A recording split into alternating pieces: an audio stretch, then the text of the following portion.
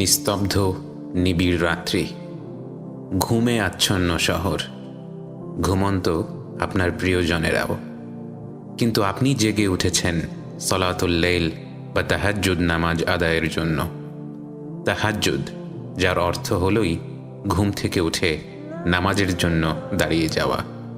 আপনি জেগে উঠে অনুভব করলেন এক অপার্থিব আনন্দ বিরাজ করছে হৃদয় ও মন জুড়ে, কারণ আপনি জানেন এই মুহূর্তে আপনার পালনকর্তা, সমগ্র বিশ্বজাহানের প্রতিপালক খুব কাছে আছেন। তিনি তো সেই সুমহান সত্তা যার অপরিসীম রহমতের অতল সমুদ্রে ডুবে আছেন আপনি। না চাইতেও তার অগণিত সব অনুগ্রহ উপভোগ করতে পারছেন। সর্বোত্তম সেই দয়াবানের প্রতি কৃতজ্ঞতা প্রকাশ করতে আপনি তাই উন্মুখ হয়ে আছেন। ভালোবাসার স্রষ্টার সাথে নিভৃতে যে সাক্ষাৎ করতে চাইছেন তার উপযুক্ত সময় তো এখনই, কারণ সপ্তম আসমান থেকে পৃথিবীর একদম নিকট আসমানে এসে তিনি যে আপনাকে ডাকছেন, আপনাকেই সম্ভাষণ জানিয়ে বলছেন, কে আছো এমন যে আমাকে ডাকবে, আমি তার ডাকে সাড়া দেব। আপনি আরামের বিছানা ত্যাগ করার জন্য মনে মনে প্রস্তুত হলেন।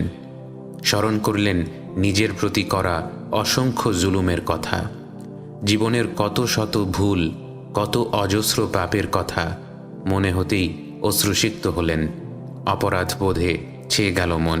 কিন্তু আপনি জানেন আল্লাহ হলেন রহমানুর রহিম, পরম করুণাময়, অতিশয় দয়ালু। নগণ্য তুচ্ছ এক দাস হয়ে প্রতি মুহূর্তে তার অবাধ্যতায় লিপ্ত হওয়ার পরেও তিনি বারবার তার কাছেই ফিরে আসার আহ্বান জানাতে থাকেন আপনাকে।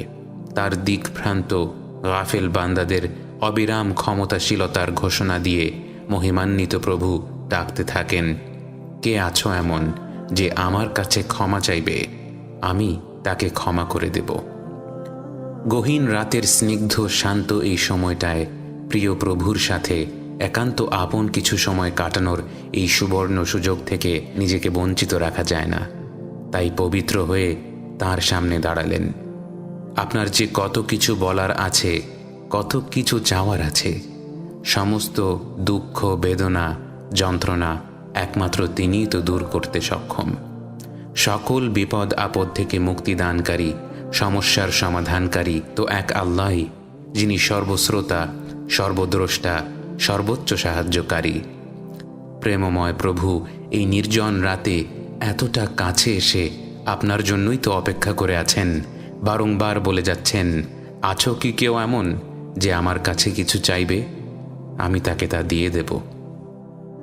বিশিষ্ট সাহাবী আবু হুরায়রা রাদিয়াল্লাহু আনহু থেকে বর্ণিত এই প্রসিদ্ধ হাদিসটির মাধ্যমে আমরা জানতে পারি, এভাবেই প্রতি রাতের শেষ তৃতীয়াংশে মহান আল্লাহ স্বয়ং দুনিয়ার নিকটতম আসমানে এসে ফজরের আগ পর্যন্ত তার বান্দাদের ডাকতে থাকেন, তাদের সুযোগ দিতে থাকেন, মহাসম্মান দান করেন।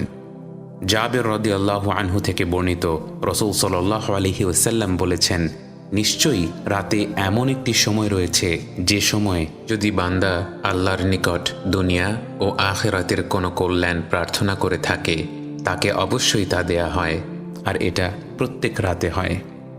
সলাতুল লাইল বা তাহাজ্জুদের নামাজ নিয়ে আজকের পর্ব আমরা জানার চেষ্টা করব কোরআন ও হাদিসের আলোকে এই নামাজের বিশেষত্ব ও মর্যাদা সম্পর্কে, এবং পরবর্তী পর্বগুলোয় আমরা আরও গভীরভাবে রাতের নামাজের মাহাত্ম্য এবং রাসূল সাল্লাল্লাহু আলাইহি ওয়াসাল্লাম কীভাবে কিয়ামুল লাইল বা রাতের ইবাদতে মশগুল থাকতেন, তাহাজ্জুদের নামাজ আদায় করতেন, সেই বিষয়গুলো জানতে চেষ্টা করব ইনশাআল্লাহ। রাসূল সাল্লাল্লাহু আলাইহি ওয়াসাল্লামের নবুয়তের প্রথম পর্যায়ে ইসলাম প্রচারের গুরুভার অর্পণ করার পর আল্লাহ সুবহানাহু ওয়া তাআলা তার উপর তাহাজ্জুদের নামাজ ফরজ করে দিয়েছিলেন। ইসলামের বাণী প্রচারের সুকঠিন দায়িত্ব পালনে রাসূল সাল্লাল্লাহু আলাইহি ওয়াসাল্লামের হৃদয় সুদৃঢ় হতে, আল্লাহর সাথে সম্পর্ক আরও মজবুত করতে সাহায্য করেছিল এই তাহাজ্জুদের নামাজ। ওয়াহি নাজিলের শুরুর দিকে অবতীর্ণ সূরা মুজ্জাম্মিলে আল্লাহ আযজা ওয়া জাল তার প্রিয়তম হাবিবকে উদ্দেশ্য করে বলেন, ইয়া আইয়ুহাল মুজ্জাম্মিল قم الليل إلا قليلا نصفه أو انقص منه قليلا أو زد عليه ورتل القرآن ترتيلا إنا سنلقي عليك قولا ثقيلا إن ناشئة الليل هي أشد وطئا وأقوم قيلا إن لك في النهار سبحا طويلا হে চাদর আবৃত শয়নকারী, রাতের বেলা নামাজে রত থাকো, তবে কিছু সময় ব্যতীত, অর্ধেক রাত কিংবা তার চেয়ে কিছু কম করো, অথবা তার উপর কিছু বাড়িয়ে নাও, আর কোরআন পাঠ করো তার তিল সহকারে। হীরা গুহায় সর্বপ্রথম ওয়াহি অবতীর্ণ হওয়ার পর নবুয়তের গুরুভারে রসূল সাল্লাল্লাহু আলাইহি ওয়াসাল্লাম এত বেশি চাপ বোধ করেছিলেন যে ঘরে ফিরেই উম্মুল মুমিনিন খাদিজা রাদিয়াল্লাহু আনহাকে বলেছিলেন, আমাকে চাদর দিয়ে ঢেকে দাও, আমাকে চাদর দিয়ে ঢেকে দাও। সেদিকে ইঙ্গিত করেই অত্যন্ত প্রীতিপূর্ণ ভঙ্গিমায় আল্লাহ তার শ্রেষ্ঠ রসূলকে সম্বোধন করে বলেছেন, হে মুজাম্মিল, অর্থাৎ হে চাদর আবৃত ব্যক্তি। এরপর তিনি তাকে তাহাজ্জুদের নামাজ আদায়ের নির্দেশ দিয়েছেন, কেননা সারাদিনের শত কর্মব্যস্ততার পর রাতের বেলা চারিদিকে অখণ্ড নীরবতায় কোরআন তেলাওয়াত ও দোয়া সঠিক ও সুন্দরভাবে সম্পন্ন করা যায় এবং তাতে মনোযোগও দেওয়া যায় পূর্ণ মাত্রায়। তাহাজ্জুদের নামাজ পড়তে অভ্যস্ত হলে নিজের প্রবৃত্তিকে নিয়ন্ত্রণ করাও সহজ হয়ে যায়। পরবর্তীতে 5 ওয়াক্ত নামাজের বিধান ফরজ হলে মুমিনদের সুবিধার জন্য তাহাজ্জুদের নামাজ ফরজ থেকে রহিত হয়ে নফল ইবাদতে পরিণত হয়। কিন্তু রাসূল সাল্লাল্লাহু আলাইহি ওয়াসাল্লাম এই নামাজ নিজের জন্য ফরজ করে নিয়েছিলেন। তিনি প্রচণ্ড পরিশ্রম করতেন এই রাতের নামাজ আদায়ের জন্য। মা আয়েশা রাদিয়াল্লাহু আনহার নিকট থেকে আমরা জানতে পারি, রাসূল সাল্লাল্লাহু আলাইহি ওয়াসাল্লাম সারা রাত জেগে ইবাদত করতেন। দীর্ঘক্ষণ নামাজে দাঁড়িয়ে থাকায় তার পা ফুলে যেত, ফেটে যেত। একবার আয়েশা রাদিয়াল্লাহু আনহা জানতে চাইলেন, হে আল্লাহর রাসূল, আপনার তো সামনের ও পেছনের সব ভুলই আল্লাহ ক্ষমা করার সুসংবাদ দিয়েছেন, তবু কেন এত কষ্ট করছেন? তিনি সাল্লাল্লাহু আলাইহি ওয়াসাল্লাম জবাব দিয়েছিলেন, আমি কি আল্লাহ আজ্জা ওয়া জালের কৃতজ্ঞ বান্দা হব না? তাহাজ্জুদের শিক্ষা রাসূল সাল্লাল্লাহু আলাইহি ওয়াসাল্লাম সাহাবীদেরকেও দিয়েছিলেন। এক রাতে রাসূল সাল্লাল্লাহু আলাইহি ওয়াসাল্লাম মদিনার রাস্তায় হাঁটছিলেন। তিনি আবু বকর রাদিয়াল্লাহু আনহু ও ওমর রাদিয়াল্লাহু আনহুর ঘরের পাশ দিয়ে যাওয়ার সময় শুনতে পেলেন তারা রাতের নামাজ আদায় করছেন। কতাদাহ রাদিয়াল্লাহু আনহু থেকে বর্ণিত, পরদিন রাসূল সাল্লাল্লাহু আলাইহি ওয়াসাল্লাম আবু বকর রাদিয়াল্লাহু আনহুকে বললেন, হে আবু বকর, আমি তোমার পাশ দিয়ে গিয়েছি, তুমি নিচু স্বরে নামাজ আদায় করছিলে। আবু বকর রাদিয়াল্লাহু আনহু বললেন, হে আল্লাহর রাসূল, আমি যার সাথে একান্তে কথোপকথন করেছি শুধু তাকেই শুনিয়েছি। তিনি সাল্লাল্লাহু আলাইহি ওয়াসাল্লাম বললেন, তোমার আওয়াজ সামান্য উঁচু করো।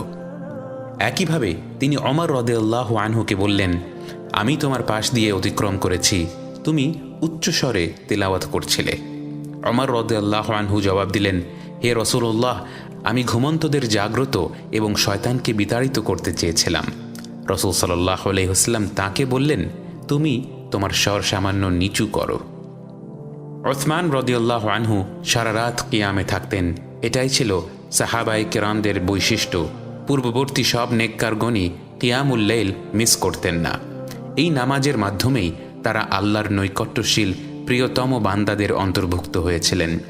ইবনে আব্বাস রাদিয়াল্লাহু আনহু বলেছিলেন, তিনি এমন কোনো সাহাবীকে দেখেননি যিনি রাতের কোনো অংশ থেকে কিছু না কিছু অর্জন না করে থাকতেন না। অর্থাৎ তারা ইবাদত করতেন, রাতের সময়টা কাজে লাগাতেন। অন্য সব কিছুর চেয়ে তাহাজ্জুদের মাধ্যমে জীবনের মিষ্টতা, আনন্দ অনুভব করতে পেরেছিলেন। অথচ আমরা সাহাবায়ে কেরামদের জীবনের দিকে তাকালে দেখতে পাই তাদের জীবনযাপন সহজ ছিল না।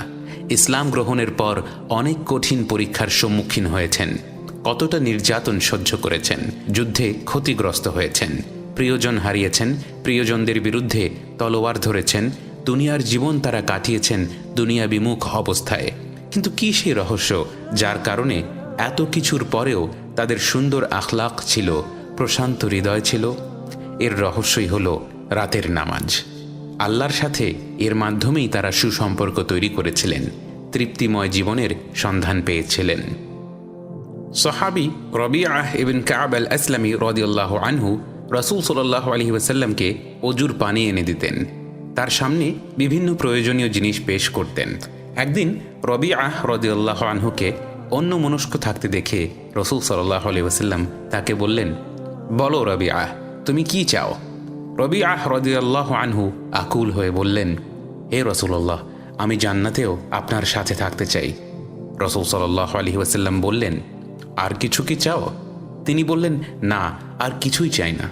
রাসূল সাল্লাল্লাহু আলাইহি ওয়াসাল্লাম তাকে বললেন, তাহলে সিজদার পরিমাণ বাড়িয়ে দিয়ে আমাকে সেই ব্যবস্থা করার জন্য সাহায্য করো। তাহাজ্জুদের নামাজ নিরাপদে জান্নাতে প্রবেশের অন্যতম উপায়। রাসূল সাল্লাল্লাহু আলাইহি ওয়াসাল্লাম বলেছেন, হে লোকেরা, তোমরা সালামের প্রসার ঘটাও, খাবার দাবার দান করো, আত্মীয়তার সম্পর্ক অটুট রাখো ও রাতের নামাজ আদায় করো যখন মানুষেরা ঘুমিয়ে থাকে, তাহলে নিরাপদে জান্নাতে প্রবেশ করবে। মহামহিম আল্লাহ তাআলা তাহাজ্জুদের নামাজ আদায়কারী মুত্তাকীদের সম্বন্ধে বলেন, والذين يبيتون لربهم سجدا وقياما তারা তাদের প্রতিপালকের উদ্দেশ্যে সিজদাবনত হয়ে ও দাঁড়িয়ে থেকে রাত্রি অতিবাহিত করে। সহজেই জান্নাতের বাসিন্দা হওয়ার জন্য জান্নাতে রাসূল সাল্লাল্লাহু আলাইহি ওয়াসাল্লামের পড়শি হওয়ার গৌরবময় সৌভাগ্য অর্জনের জন্য, পরম করুণাময় আল্লাহ আযজা ওয়া জাল্লের দিকে ফিরে আসার জন্য, দুনিয়া ও আখিরাতের জীবনের সফলতার জন্য, ঈমানের সৌন্দর্য ও মিষ্টতা অনুভবের জন্য, সাহাবায়ে কেরামদের মতো শত পরীক্ষার পরেও প্রশান্তিময় জীবন যাপনের জন্য, কিংবা জীবনের সমস্ত কৃত পাপ থেকে ক্ষমা লাভের জন্য মর্যাদাপূর্ণ এই তাহাজ্জুদের নামাজকে আমরা কাজে লাগাতে পারি। তাহাজ্জুদের নামাজকে বলা হয় শরফুল মুমিন বা মুমিনের সম্মান। তাহাজ্জুদের নামাজ হল ফরজ নামাজের পর শ্রেষ্ঠ নামাজ। নিঃসন্দেহে 5 ওয়াক্ত ফরজ নামাজ, রোজা রাখা, হাজ, তাহাজ্জুদ ইত্যাদি শারীরিক ইবাদতগুলো যথাসময়ে পালন করা আমাদের জন্য কষ্টকর হয়ে যায়। তবে এই পরিশ্রমের প্রতিদানস্বরূপ আল্লাহ আমাদের আত্মিক প্রশান্তি দান করেন, যা তার পক্ষ থেকে আমাদের জন্য এই দুনিয়ায় এক বিশাল উপহার। কিন্তু রাসূল সাল্লাল্লাহু আলাইহি ওয়াসাল্লাম আমাদের বলেছেন, ইসলাম হলো সহজ দিন। এই সহজতা আসলে কোথায়? এই বিষয়টি ইমাম ইবনুল কাইয়িম রাহিমাহুল্লাহ চমৎকারভাবে বর্ণনা করেছেন।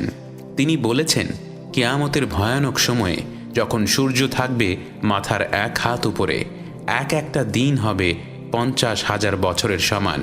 ঠিক সেই বিভীষিকাময় দিনগুলোতে ইসলাম আমাদের কাছে সহজ হয়ে এসে ধরা দেবে।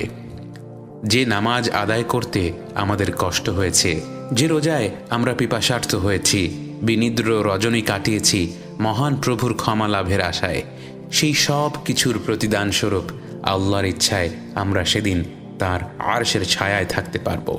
আখিরাতের সেই কঠিন দিন আমাদের জন্য সহজ হয়ে যাবে ইনশাআল্লাহ। তাহাজ্জুদের সবচেয়ে চমৎকার ব্যাপারটা কি জানেন? সোশ্যাল মিডিয়ার এই যুগে আমাদের জীবনের অনেক কিছুই আজ উন্মুক্ত হয়ে পড়েছে। গোপনে ভালো কাজ করার যে পরিতৃপ্তি, আমরা এখন আর তা উপভোগ করতে পারি না। কিন্তু তাহাজ্জুদের নামাজ আমাদের এই সুযোগটাই করে দেয়। রাসূল সাল্লাল্লাহু আলাইহি ওয়াসাল্লাম বলেছেন, দিনের নামাজ হলো প্রকাশ্য সাদাকা ও রাতের নামাজ হলো গোপন সাদাকার মতো। তাই রাতের এই নামাজ আমাদের মুনাফিক হওয়া থেকেও মুক্তি প্রদান করে। তাহাজ্জুদ নামাজের বরকতময় সময় হলো রাতের শেষ তৃতীয়াংশ। অন্তত ফরজের 10 মিনিট আগে উঠে এই নামাজ আদায় করে আমরা পরিপূর্ণ বরকত লাভ করতে পারি। এই নামাজ আমাদের জন্য সহজ করে দেওয়া হয়েছে। মাত্র 2 রাকাত নামাজ পড়ার মাধ্যমেও আমরা আল্লাহর নৈকট্যশীল বান্দাতে পরিণত হতে পারি। আল্লাহ বলেন, ইন্নাল মুত্তাকিনা ফি জান্নাতিন ওয়া উয়ুন আখিযিনা মা আতাহুম রাব্বুহুম ইন্নাহুম কানু ক্বাবলা যালিকা মুহসিনিন كانوا قليلا من الليل ما يهجعون وبالأسحار هم يستغفرون। অর্থাৎ রাতের বেশিরভাগ সময় ইবাদতে কাটানোর পরও যারা আমলের জন্য অহংকার বোধ করে না, বরং না জানি ইবাদতের মধ্যে কত ভুল ত্রুটি হয়ে গেছে, এই চিন্তা যাদের ভেতর কাজ করে, ফলে তারা বিনীত হয়ে আল্লাহর নিকট কাকুতি মিনতি সহকারে তাওবা ইস্তেগফার করে, আল্লাহ এই আয়াতে সেসব মুহসিন বান্দাদের উত্তম পরিণতি সম্পর্কে বলেছেন। তাহাজ্জুদের নামাজ যদি মিস হয়েও যায়, তবু আমরা যেন মুত্তাকিদের মতো ফজরের আগ মুহূর্তে আল্লাহর নিকট ক্ষমা চাইতে ইস্তেগফার করতে না ভুলি। সবাই যখন ঘুমে বিভোর থাকে, সেই নিশ্চুপ অন্ধকার সময়ে আমরা যখন আল্লাহর সন্তুষ্টি ও নৈকট্য লাভের আশায় তাঁর ডাকে সাড়া দিয়ে নামাজে দাঁড়িয়ে যাই, আল্লাহ যেন তখন আমাদেরকেই উদ্দেশ্য করে বলেন, إنما يؤمن بآياتنا الذين إذا ذكروا بها خروا سجدا وسبحوا بحمد ربهم وهم لا يستكبرون تتجافى جنوبهم عن المضاجع يدعون ربهم خوفا وطمعا ومما رزقناهم ينفقون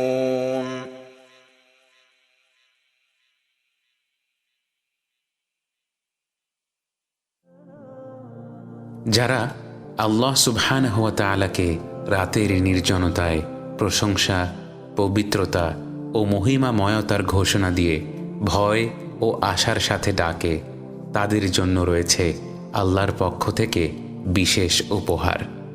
গোপন আমলের এই অতিশয় গোপন সারপ্রাইজ প্রসঙ্গে একই সূরার পরের আয়াতে আল্লাহ বলেন, فلا تعلم نفس ما أخفي لهم من قرة أعين جزاء بما كانوا يعملون কেউ জানে না তার কৃতকর্মের জন্য কি কি নয়ন প্রীতিকর প্রতিদান লুকায়িত আছে। সৎকর্মশীল বান্দাদের জন্য আল্লাহ তাআলার অদৃশ্য ভাণ্ডারে যেসব নিয়ামত লুকানো আছে, তা তো আমাদের কল্পনার বাইরে। সেই মহাপুরস্কার লাভের জন্য, সর্বোৎকৃষ্ট পরিণামের অধিকারী হওয়ার জন্য আমরা নিজেদের যোগ্য করে তুলছি তো? আল্লাহ রব্বুল আলামিন আমাদেরকেও মুকররবিন মুহসিনিন বান্দাদের দলে শামিল হওয়ার তৌফিক দান করুন। আমিন।